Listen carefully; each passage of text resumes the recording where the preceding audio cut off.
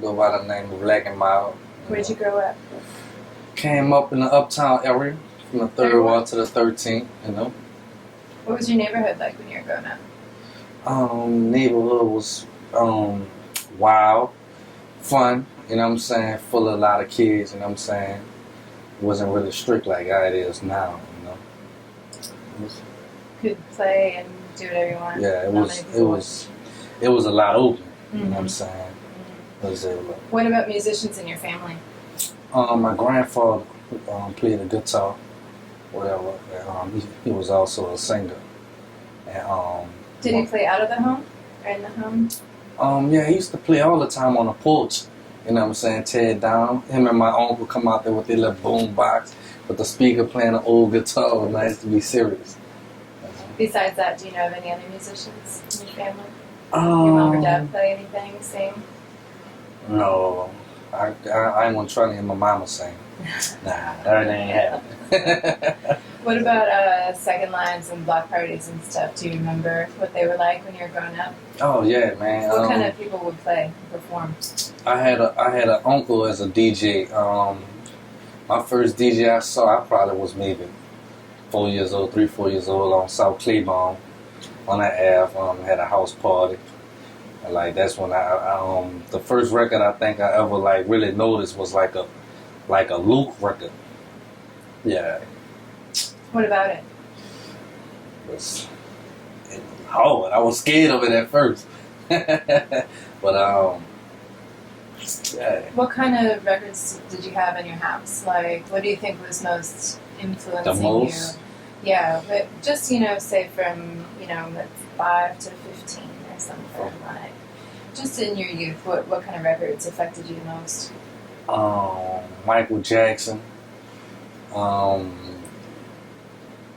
And Michael Jackson and mainly a lot of the local New Orleans music, you know what I'm saying? It was played so much till I thought those guys, like when I was young, I thought like Jubilee and the Partners-n-Crime and everybody back in the early era, I thought they was like real national, you know what I'm saying? Like because they used to be played so much on the radio, you know?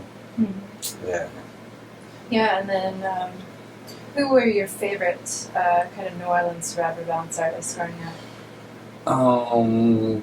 My very, I gotta give it to Jubilee. Jubilee and Partners-n-Crime. Yeah, they was the ones. What was it about them? It was the life of the party. Like, you know what I'm saying? Like, if it was a party and they wanted to get it popping, they would put their music on, you know? So, yeah. You started really young. Yeah, I started kind of young. So what was it about? What made you want to be a musician in the first place? Is it just something you did? Is it something you set out to do? Well, growing up, I always was like into music and studying the music. You know what I'm saying? Like, I just always liked it, a lot of songs that I heard. You know what I'm saying? Like, in different type of music. You know what I'm saying? Rock and roll or whatever. Like, it was a lot of music that I always liked it. Like, I can remember music now. When I was real young, like maybe like I was too young to remember, but I can remember it, and that still be going with me. Like when I make music today, like I still be hearing them sounds or whatever, you know what I'm saying. So I incorporate that in this entire. What was the first thing? Did DJing come first for you? Rapping, making beats, and just like. I started with radios. I had little fake keyboards, whatever, and beating on the pillows and buckets and stuff, and just trying to make beats and or whatever.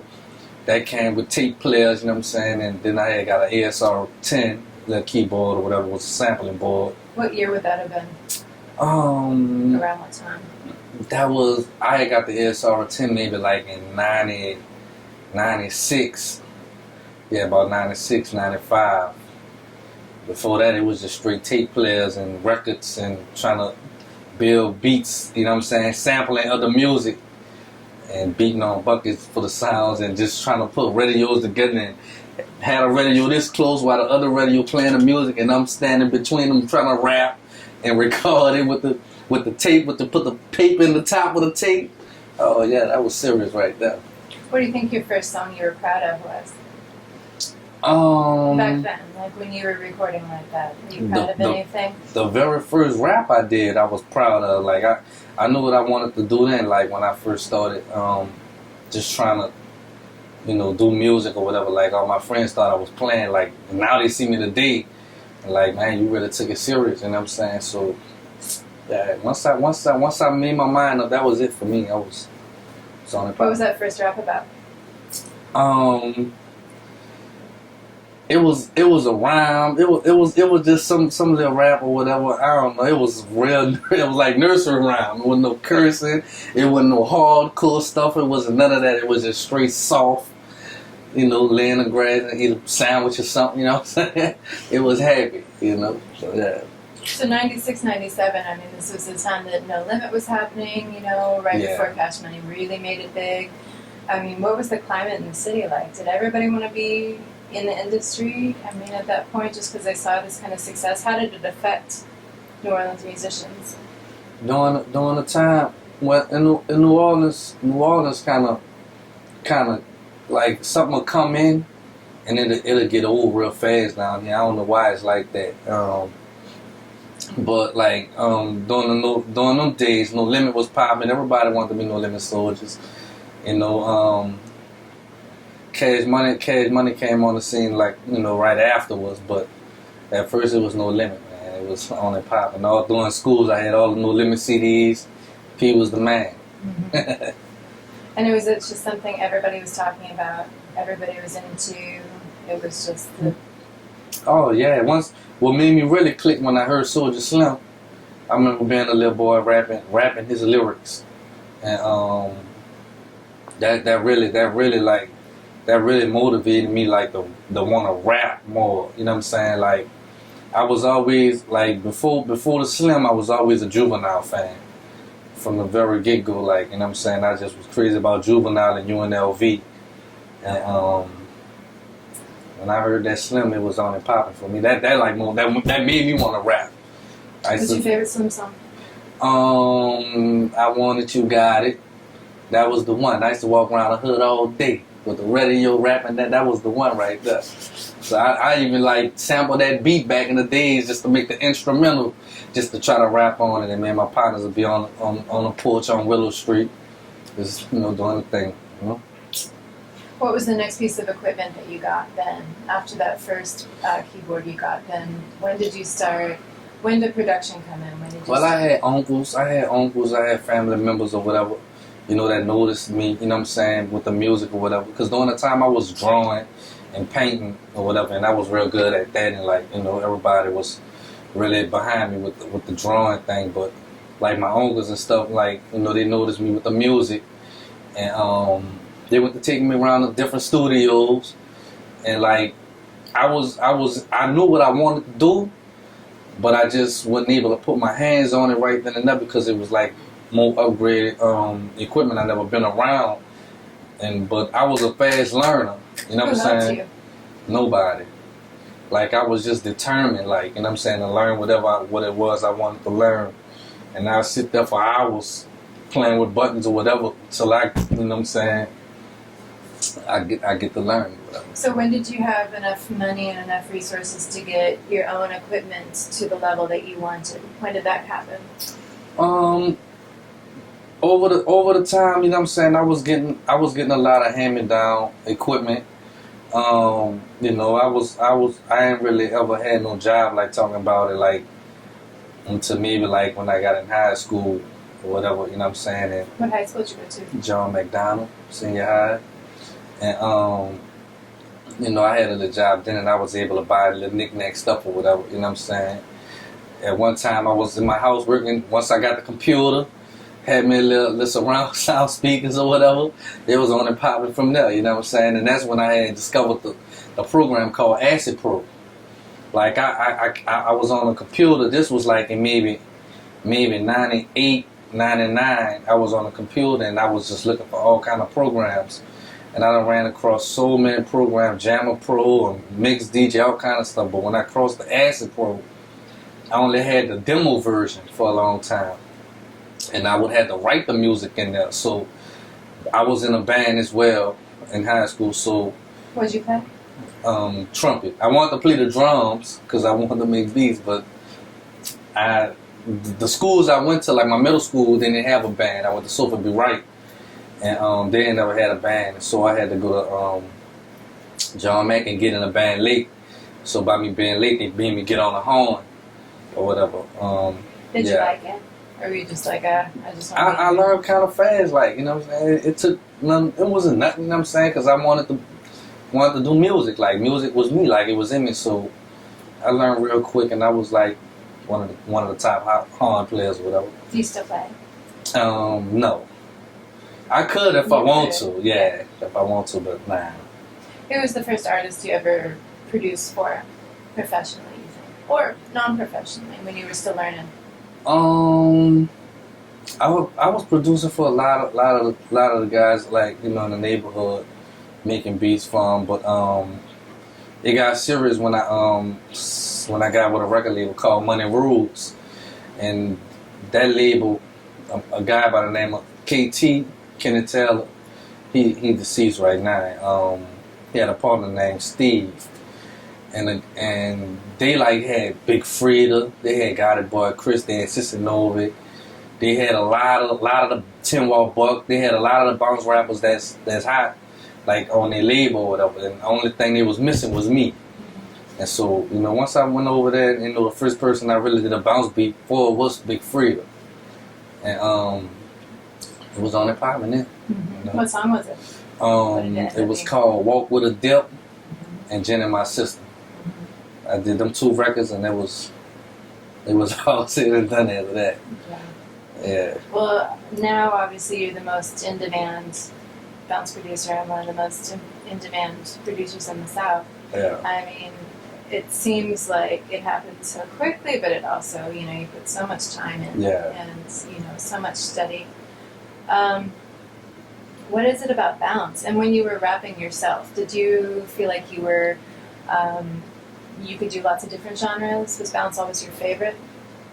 Do you kind of do rap on one side and you produce bounce on the other? Do you think there's any difference? I always dipped and dabbed in the bounce or whatever. Like, I wasn't really too much of a fan as far as making the bounce music. I always loved the bounce, but I was just always, I wanted to rap. I wanted to make hip hop music. You know what I'm saying? I was always open minded about making music, like, you know. And, I really didn't get into the bounce until I started working with Big Freedia. Like, the first bounce beat I made it for Freedia. It was a no-no. It was completely whack, and I had to do my homework or whatever. So I just went out, you know what I'm saying? I went out with Freedia and them and Kenneth and them one day, and I just saw, you know what I'm saying, what it was that they was trying to do, and either trying to get me to do. And I'm like, all right, that's cool. But I always was the type of person I just never want to be like everybody else. Mm-hmm. And so I just came with my own style. I wanted to speed it up. I wanted to hit harder. I felt like I had the power to do the things that the other producers wasn't doing. Mm-hmm. And I just wanted, and I just tried it, and it worked. So. What are some of your hallmarks? If I'm looking for a beat and I have a bunch of different beats in front of me and I'm listening to it, how can I know it's you? Do you have different hallmarks you put in? Oh yeah, my beats, I don't limit them. You know what I'm saying? They're gonna hit you from all kind of ways. That's why I always hit you with that BlaqNmilD. You a genius, you digging me? Shout out to my homeboy Fat who did that for me with the project lead. But yeah, that's why I always stamp my beats a lot, you know, and just trying to make me a brand. Mm-hmm. You know what I'm saying? Yeah. What about bounce? I mean, why did this? I mean, bounce is a lot bigger than drag rap, but what was it about the drag record first? I mean, why did it catch on here like it did? The beat, the rhythm, the tempo, you know, is like our culture. You know what I'm saying? Like, you know, the bounce. It ain't that the drag rap made the bounce, because there's a lot more to it. There's a lot more elements. You know what I'm saying? But it just had the right tempo. It's really the DJ, you know what I'm saying? Mm-hmm. The DJ, whoever was the DJ that first did it, put them together, put the brown beat and the trigger man together. They did it right, you know what I'm saying? And they had the right tempo, and it was able to rock the crowd. Mm-hmm. So, you know, I give it up to the beat is cool, but they had a lot of other beats that the bounce rappers was rapping on. You know what I'm saying? They were rapping on all type of beats. Yeah. You know what I'm saying? You know, it's just the format of it, I guess. Right. And, you know, just to make the point for people who are watching, you're not just a bounce producer, you produce everything. You make beats for all different kinds of artists, and you're very, very prolific, and you've got a very diverse kind of sound. Right. That's for sure. But what about, so after Katrina, I mean, bounce just blew up. I mean, especially Freedia and especially lots of people like that. But what was the difference, do you think, as, you know, what was that kind of right place, right time? People looking for that sound? Like, what was it that made it explode like it did? By people spreading, going different places. You know, during the time of Hurricane Katrina, like around that time, I had put out the volume 5. Like, you know, like right now I'm on volume 21. I had put out a volume 5, and like that was the last CD that everybody left with. Was my CD, like, you know what I'm saying? So everybody was going different places and going everywhere, and they was going everywhere with my CD. Like, that was the only thing they really had, you know what I'm saying, to really keep them going. So, yeah. And it sounded like home, right? Yeah, it was home. Them from home. Where were you for Katrina? Where'd you go? I went to Texas, Houston, Texas. Out there for a little while. Went out there. I was grinding the same as I was in New Orleans. You know what I'm saying?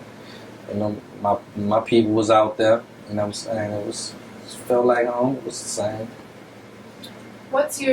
How has the city changed pre-Katrina, post-Katrina? Just the music scene. A whole lot changed. The DJs ain't the same. The parties really ain't the same. You know what I'm saying? Like, everything, you know, it's like it took a little away from everybody, because, you know, everybody wasn't back. And, you know, and you know, by everybody being strong, everybody just trying to keep that same feeling, you know what I'm saying? But it's totally a different feeling, which ain't nothing wrong with the feeling now, but it's not the same how it used to be. Mm-hmm. Nah, it don't feel the same. Less or different? Or? Yeah, it's different. I ain't gonna say it's better or worse. It's just different. Mm-hmm. It ain't that feeling like back in the day, man. A lot of people have been lost. Magnolia Shorty, you want to tell us the story about Magnolia Shorty? Oh yeah, that was my girl. Yeah, Shorty like one of a kind. You know what I'm saying? Like, it's so deep. It's so deep with me, like, you know what I'm saying? Because, like, I don't like to work with too many bounce artists, bounce rappers. I like to limit the ones I work with. And Shorty was like one of my favorite as far as a female rapper. And, a lot of times when I work on my music, like, it's good. I recorded a lot of it, you know what I'm saying? I still got vocals on it, but it's just something about, like, when I do certain music, I be wanting Shorty here, you know what I'm saying, like, to get on, because I know what she'll bring to it. And a lot of the other rappers be feeling the same way, like, we'll be in there working on something, and they'll be like, man, we wish Shorty would have been the perfect one. And most of the time, it'll be like Shorty the only one who could have did this, you know what I'm saying? Did this feature to this record. So yeah, that's the biggest thing with Shorty with a lot of us in the music business right now, as far as rappers and producers. Like, we miss her like that on that level, because we just know she was the only one of her kind, you know what I'm saying? So, what was your favorite song you did with her? The favorite song with Shorty, I don't know. All of them. I liked it all of them. Shorty was a very funny person to me. Like anything that came out her mouth, I laughed. Like, she was just that funny to me. Like, cause she was just crazy, vulgar, didn't care. She was, you know what I'm saying? But she was always cool. Mm-hmm. Yeah. When you produce, do you prefer to produce with somebody in here working together? Or do you make a lot of beats and then you invite the artist in and you work with them like that? How do you prefer to work? I prefer to work with the artist. Come up in there, we vibe together. You know what I'm saying? We chill, we drink, we smoke, we get it in, it's on and popping. We gonna do it all I'm gonna do it in front of your face. I'm not the type of person that I come back next week or come back in 2 days. I have it now. I'm gonna do this in front of you. You gonna see what I'm about to do. Cause I want you to, like it. I want you to like it. I want to give you what you want. And I'm not gonna let you walk out here unless it's with something that you want. Does Freedia come in and say, I want something like this? Does she give you like a general kind of like, I want this kind of song, I want that? Is it just the general mood? Freedia always knew what he wanted. I never had any type of problems like that with Freedia as far as him not knowing what he wanted. He was always creative. He way more creative than he was back then. If some people think he was better back then, but nah, he done like better himself now. So yeah. You have the most popular song on the radio right now. By far. So how did that song come about? Let me find out. I always wanted to work with Weebie. Weebie was another one of my favorite bounce rappers too coming up. Me and him been working together for a while. I met Weebie when I was at Big Face Records. Well, he came through. We did a record. He featured on Tim Wall Buck album, and we've been working together ever since. We're a dib and dab. And but the Let Me Find Out came out. We were just in the studio playing. And like, man, we like the real. Well, they call it roasting out there, but man, we be like the real a lot.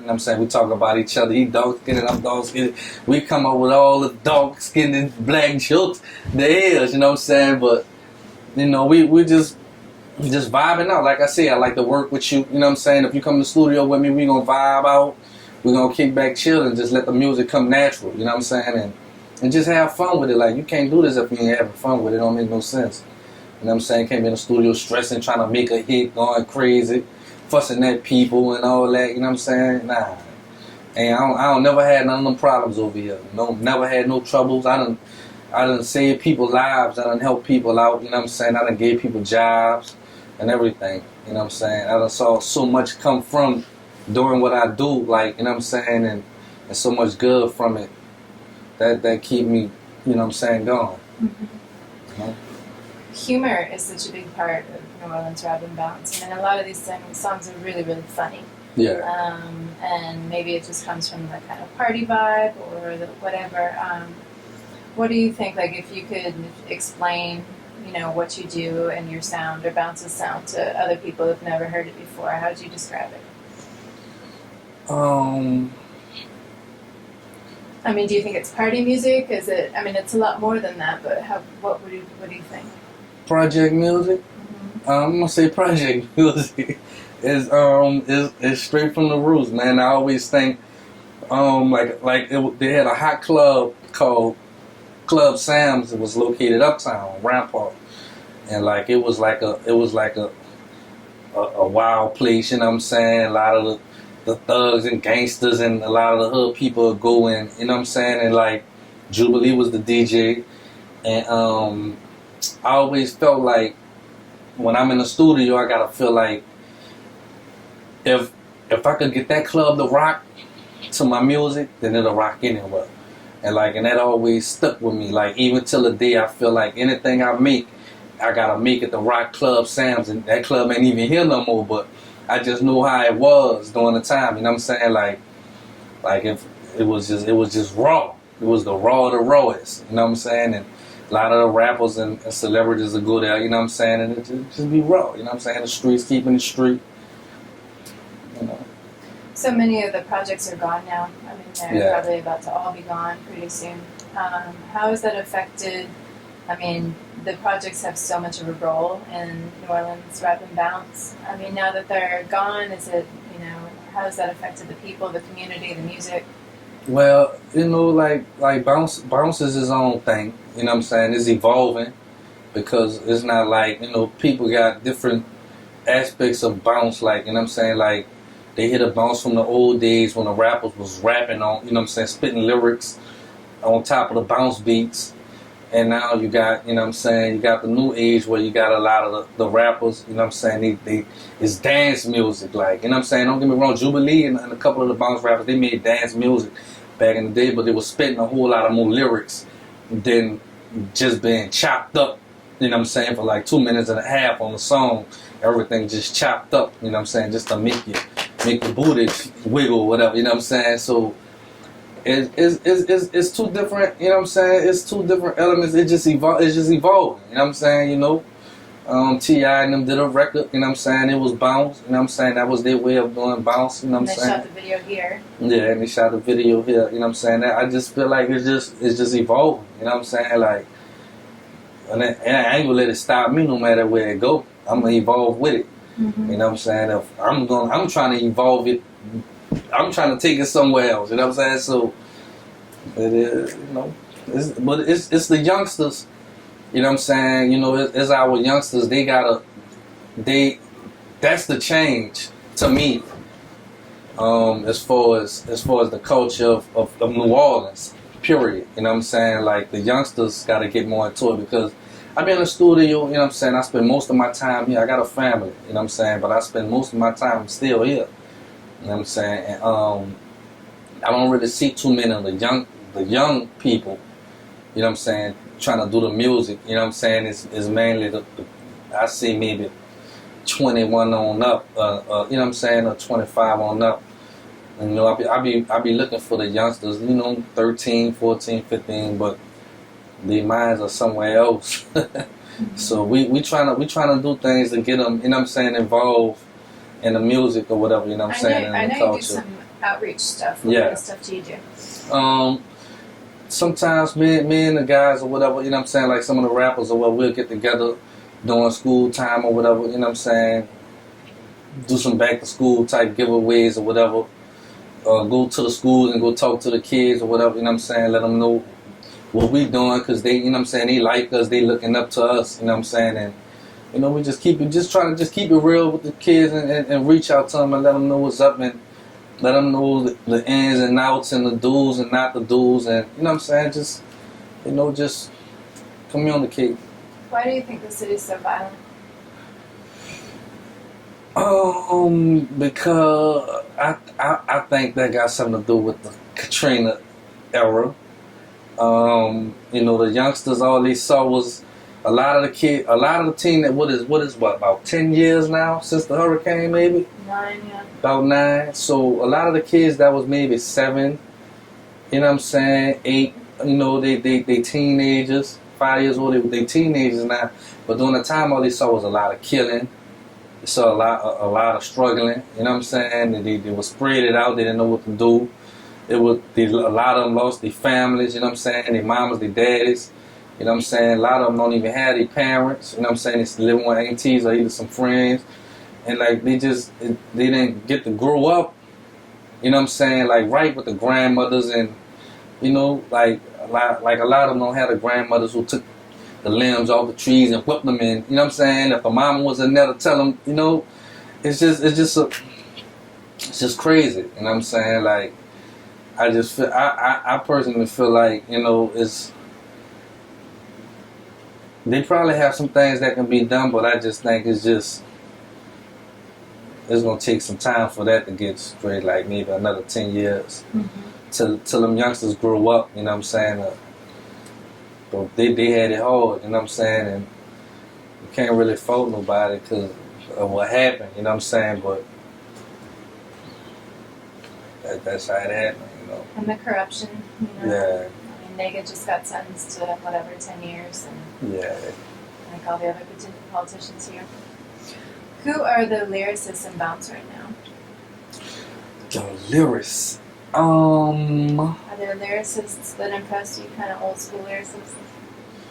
Yeah, they got. A lot. Weebie elements off the meat rack.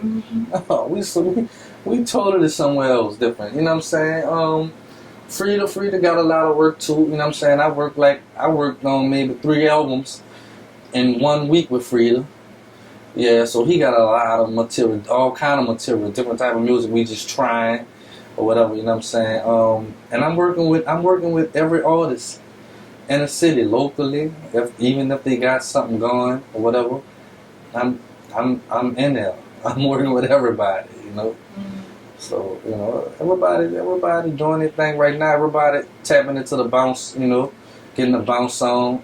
And I'm saying, and just trying to, because they know that's the way, man. Party, have fun, bounce. Do you know, would you say there's anything different about the Third Ward, or what did the Third Ward contribute musically?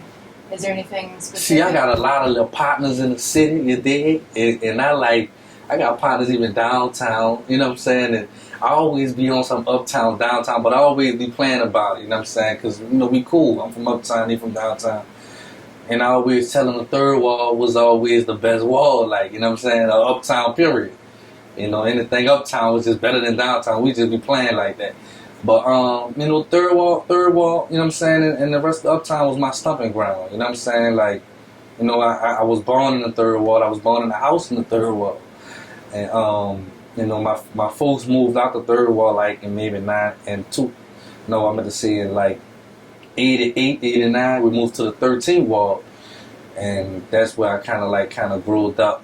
And then we kind of moved back up around the Third Wall area. And, yeah, that's just my stomach ground. So, you know, everything like coming up during the times of them days, it was the old bounce, you know what I'm saying? The Jubilee, the TT Tuckers, the DJ Herb, the UNLV, the Partners-n-Crime. You know, like we got classic albums like 400 Degrees, Juvenile. Like that's like one of our biggest classic albums of all time. Master P, Ghetto, you know what I'm saying, Ghetto D. But one of my favorite albums, like a lot of people probably don't talk about, was Partners-n-Crime album.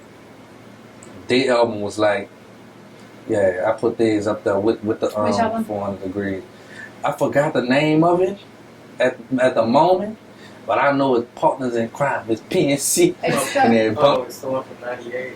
From 93 or 95. That had to be like 93. The party, yeah. 92. PNC 3. Yeah. Yeah, that was yeah. And what were, when you would go see Partners-n-Crime, like, what would those shows be like? Were they just crazy?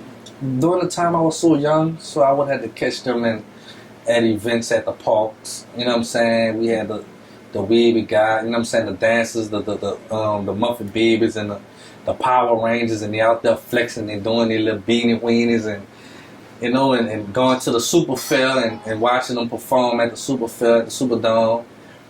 It was, you know, we don't got all that stuff like that no more, man. Like, you know, that's gone. The youngsters don't even see that. You know what I'm saying? All that stuff gone. You know.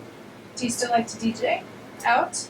You don't do much of it. I ain't DJ in a while. I ain't DJing maybe 4 or 5 years. I've been trying to put a lot of work into producing and doing other things, you know what I'm saying? But yeah, as far as the DJing, I'm always like DJing. Mm-hmm. You know what I'm saying? That's my thing. I just like to see people pour into music, you know?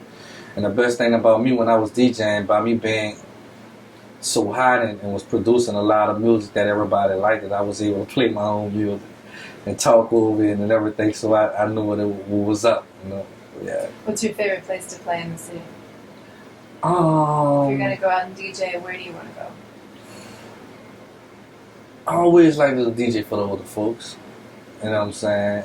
I got an old soul, you know what I'm saying? And I like a lot of old music, I guess, you know what I'm saying? So yeah, it'll be the older folks or whatever. Any clubs in particular? Nah. I was DJing in the club, but I was doing most of my DJing on the street. Uh-huh. I was DJing every day on the street, sometimes 2-3 times. Yeah, I did a lot of DJing, and I started DJing in other cities, and I done DJed in New York.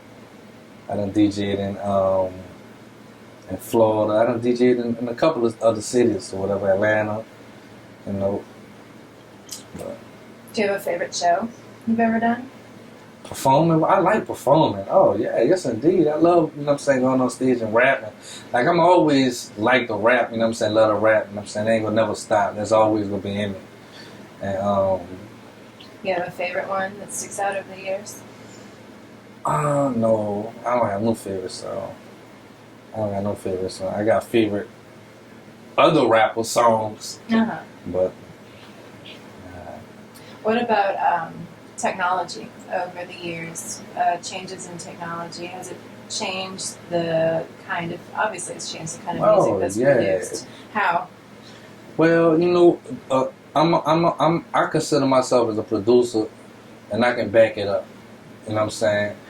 A lot of producers I feel ain't producers. You know, don't get me wrong, I was doing the acid pro thing, you know what I'm saying, and I made it easier for a lot of the people that's doing the bounce music because of that program and how, you know what I'm saying, how it's set up. But like I also was making other type of music during the time. I wasn't just doing a bounce.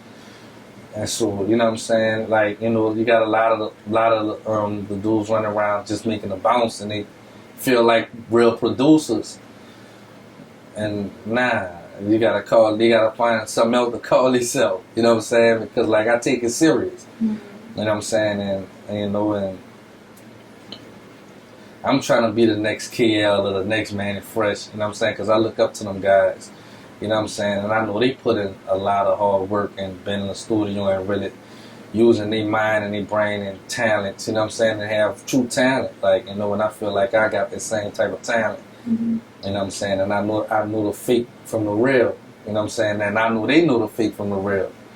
You know what I'm saying? So, yeah. It's the technology change, you know what I'm saying? It make it to the point where you can make beats on the phone.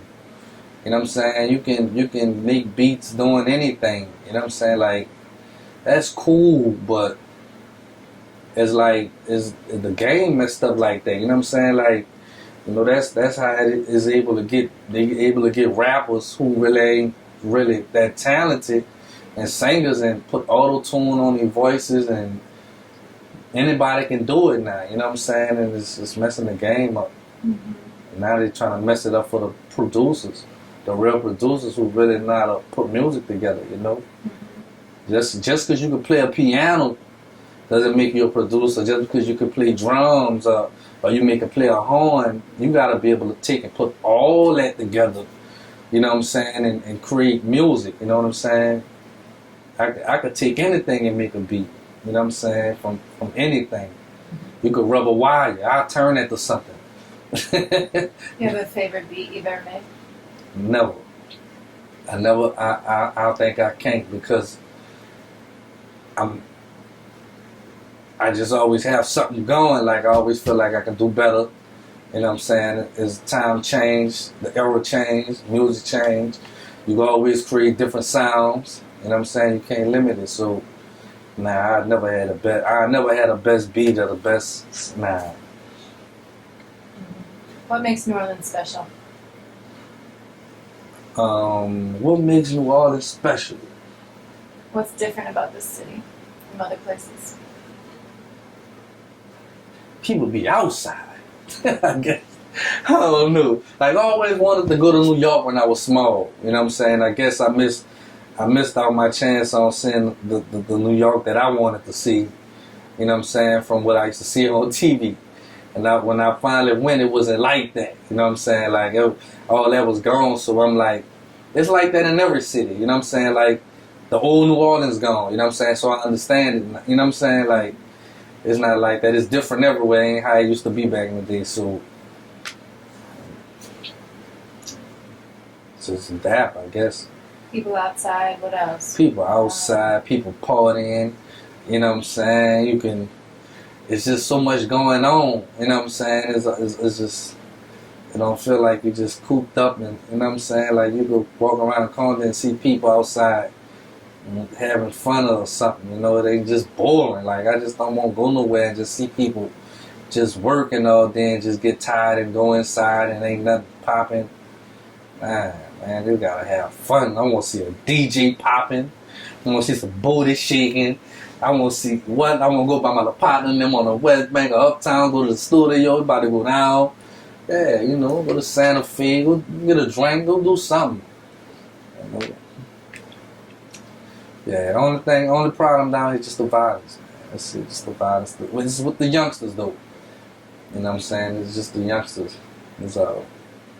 Do you think there's any truth to a lot of people say that the crime was terrible back in the day, like during the crack epidemic, 94 was terrible, but that there was always a reason? I mean, that's what a lot of people say, you know, that it was more targeted, and now it's more erratic. Now it's just more random. The violence, do you think there's any truth to that, or no? Well, you know, it's always going to be violence everywhere. You can't stop violence.